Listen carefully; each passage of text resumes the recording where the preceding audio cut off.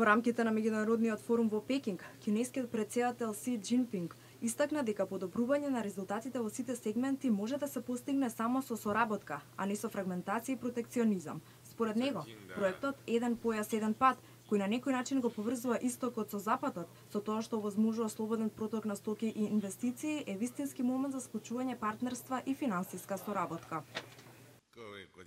Ова е добра можност за дискусија и промовирање на меѓународните компании. На тркализната маса се зборуваше и за увозот на нафта во Кина. Саудиска Арабија, која сака да ја зголеми продажбата на нафта во земјата, минатата година ја загуби позицијата најголем извозник на нафта во Кина, а незиното место го зазема Русија. Извозот на руската нафта во земјата повеќе од двојно се зголеми во изминативе 6 години на 550.000 барели дневно. По ова прашање, Русија и Саудиска Арабија се согласија да го намалат извозот на нафта до март наредната година. Се надеваме дека рокот ќе биде доволно долг за да ни помогне во напорите за стабилизирање на пазарот.